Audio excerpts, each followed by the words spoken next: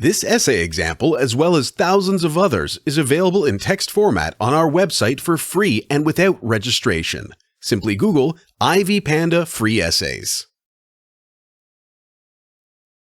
Wal-Mart's challenges in global expansion. Introduction. Wal-Mart is the leading global retailer. It started its operations with 9 nations in South America, Asia, and Europe. Currently, the company is conducting its global trade across 27 countries.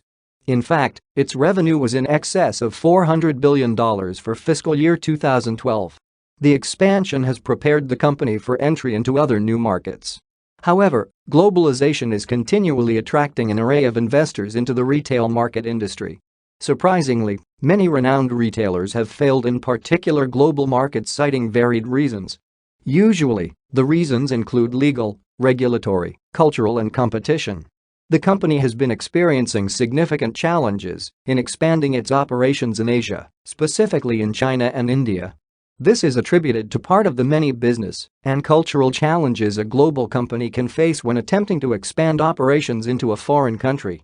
This study explores Wal-Mart global expansion and the challenges it faces in this endeavor.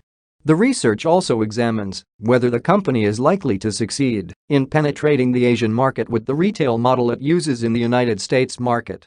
Expansion. Wal-Mart is the largest retail company in the United States. In fact, the financial endowment of the company is recognized globally.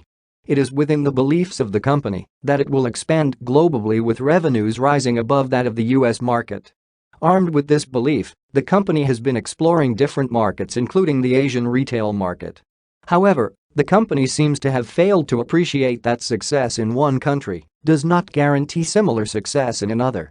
The reality forced the company to open the international division within its organizational structure.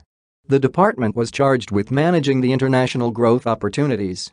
Primarily, the division was founded to create a fallback position for the company in case the U.S. market slowed down. The division has facilitated the global penetration by the company in the emerging and existing markets. The division has ensured that the company acquires a share in prime markets such as China. The stores the company operates are not all newly established. Some are attained through joint ventures as well as acquisitions. In Asia, the company opened its first store in China in 1996 by establishing Sam's Club in a supercenter in Shenzhen. At this time, the company boasted that it had entered the hub of the retail market, referring to Shenzhen as the forerunner of the country's financial reform and top-growing coastal metropolis. The company has ever since expanded to other Asian cities. The increase in the number of outlets in the Asian countries has been in the company's strategic plan. The company top management has consistently informed the world on the importance of the company's expansion plans in the international market. They indicate that in the future, more than a third of the company's growth shall originate from outside the saturating U.S. market. The international expansion by Wal-Mart is hence a long-term goal for developing dominance in the global retail market. Expansion problems. There are many challenges that face the company in the expansion effort, ranging from government regulations to culture and competition. The company faces external as well as internal problems. The external problems are amplified in the company's expansion efforts. Internal problems entailed the company viewing itself as unbeatable via competition, hence ignore smaller competitors, as was the case with Wal-Mart in India. The company ignored small traders operating roadside stores. The management later realized that gaining market share held by the small traders was a huge challenge. The small traders enjoyed the support of the local community, who detest Western companies. Chances of Wal-Mart's success in Asia. Wal-Mart uses the growth shortcut of joint ventures as well as acquisition in Asia. The approach is employed since most government authorities are aware of the problems the company is likely to present when given express autonomy to operate in their countries. The company has previously been accused of low wages, gender discrimination, being strict with suppliers, and destroying small local business due to its financial endowment. In this regard, countries such as India and South Korea ensure that they have strict regulations that discourage foreign investors such as Wal-Mart. The perception regarding Wal-Mart is likely to affect its operations in Asia. The company is viewed as a representation of the Western governments and ideologies seeking to modify the Eastern culture.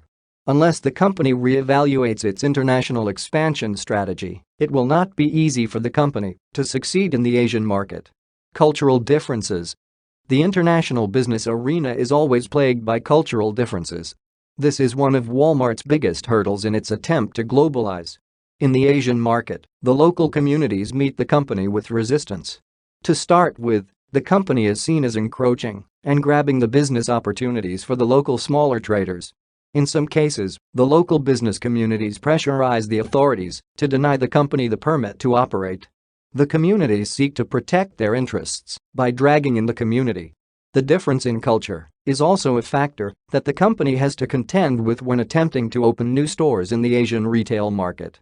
Walmart's international division is responsible for conducting research in the prospective markets.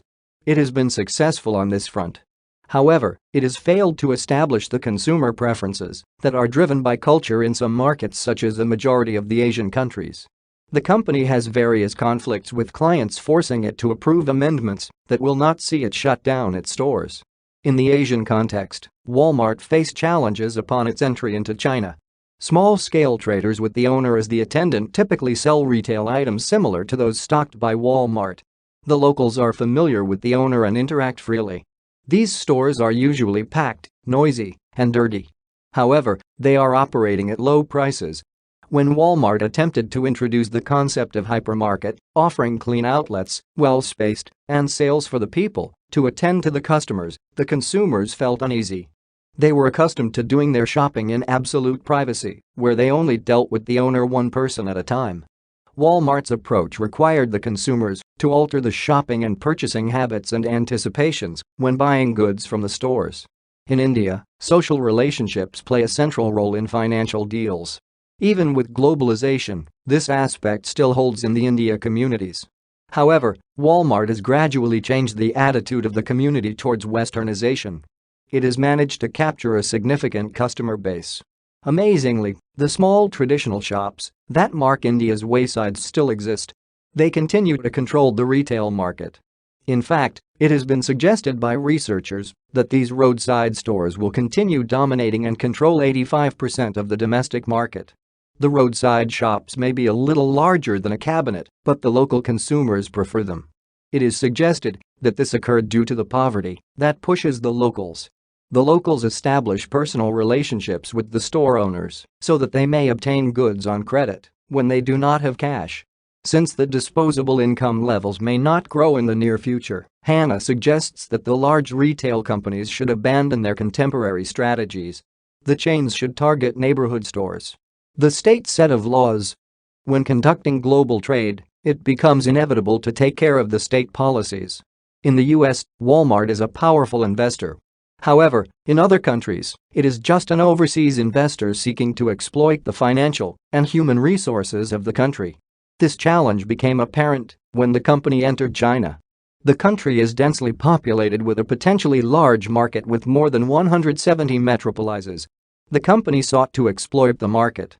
However, the stringent and restrictive regulations of the communist government curtailed the company's endeavors. The Chinese government boxed the company to certain counties to rein in competition. The company is yet to open an outlet in a thriving city.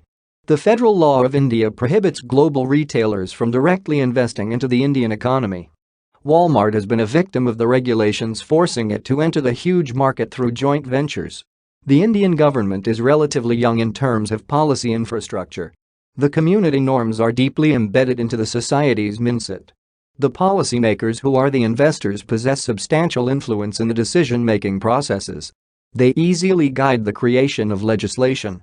Since they are the owners of the small trade stores, they ensure that the perceived notion of encroachment on business by international companies seeps through the government structures. Conclusion. This study has explored the internationalization of business in the increasingly competitive global economy. In order to explore the success and challenges in the global business arena, this study has examined the operations of Walmart in different countries to establish the challenges that companies are likely to face while going abroad. It is apparent that companies willing to go global must be prepared to deal with governments in terms of regulations, as well as communities in terms of culture and other players such as competitors in the local business industry. Besides, it is evident that foreign countries aiming to invest in Asia face stiffer challenges than those faced by companies aiming to invest in other global locations. This essay on Wal-Mart's challenges in global expansion was written and submitted by your fellow student. You are free to use it for research and reference purposes in order to write your own paper. However, you must cite it accordingly.